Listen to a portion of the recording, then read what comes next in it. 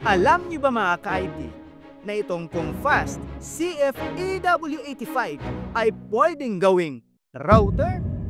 Imagine mo na lang ka-IT kung gaano kalawak ang inyong Wi-Fi connection kung Comfast CFEW85 ang iyong router. To make it as a router po mga ka-IT, madali lang po itong set up. Isang pindot lang, router na ang inyong Comfast CFEW85.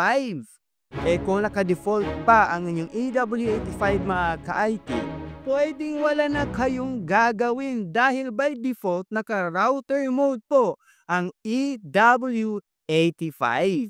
All you have to do is to connect the EW85 sa inyong ISP modem router and you're good to go. We have two options here.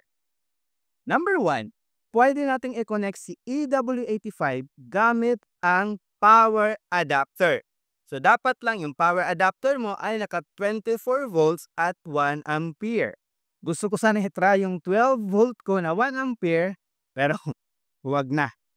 So number two is the traditional way, gamit ang PoE adapter.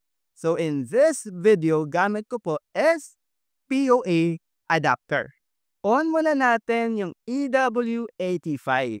You can connect your PC sa LAN port ng ating EW85 or pwede din sa Wi-Fi ka na lang co-connect. Once connected na, open a web browser.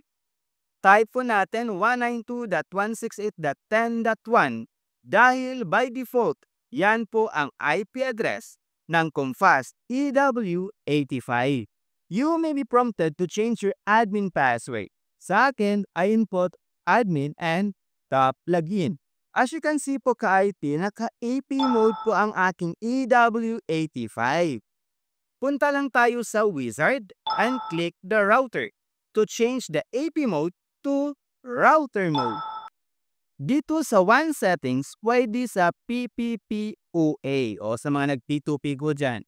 You can use Comfast EW85. So pwede ring static, pero sa atin, gamitin lang po natin is DHCP para auto-assign na po ang IP addresses sa mga devices po natin sa ating network. Next, unless gusto mong palitan ang IP address, you can change your SSID dito. Next na lang and wait until matapos ang proseso. Yun! Router na ang ating Comfast CFEW85. O, speed test na ba tayo? Before we do a speed test po mga ka-IT, ano po ba ang connection? Or diagram ng connection para hindi po kayo malito. Number 1, LAN 1 po ng ating ISP modem router to LAN port ng ating Comfast PoE adapter. Number 2, PoE port naman po from PoE adapter to 1 port ng ating Comfast CFEW85 access point. Then LAN 1 naman po from EW85, nag-connect po ako ng aking PC. Sa LAN 2 naman po ng EW85, you can also connect another router or access point or maybe another wired devices. Now, let's do the speed test. Sa ngayon, nakadirect po ang EW85 sa aking ISP modem router. As you can see, bridge mode po ang aking modem router. Kita ang public IP address. So let's start the speed test. 99.99 at 101.83 po yung upload sa first speed test po natin. Minsan, umaabot po sa 100 to 101 download and upload speed. This is our second speed test. And this test po mga ka-IT, nagkakap po sa 100 Mbps ang aking connection dahil naka-bridge mode nga po yung aking Fiber Home modem router.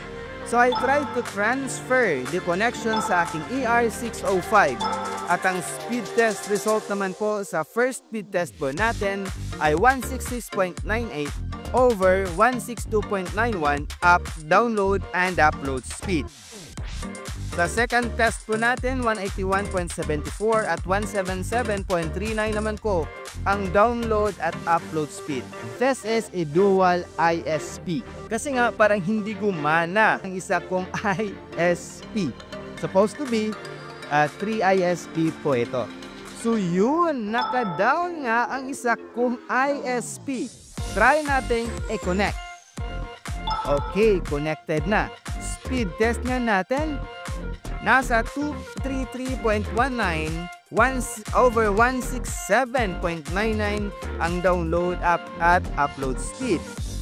So sa pangalawang test po natin, umabot siya ng 235.72 over 169.86 download and upload speed. So pasensyahan nyo na po mga ka-IT. Medyo luma na po yung PC natin, no? So kaya hindi makuha yung buong speed ng ating connection. So minsan nagtatanong po kayo, di ba? Bakit hindi nakuha yung buong speed? Minsan nasa device po ang problema mga ka-IT at hindi sa inyo ISP connection. EW85 is one of a kind po talaga mga ka-IT.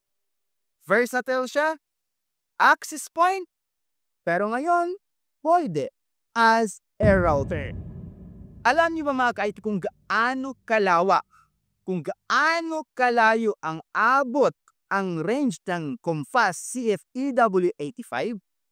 Gusto mong malaman? Watch this!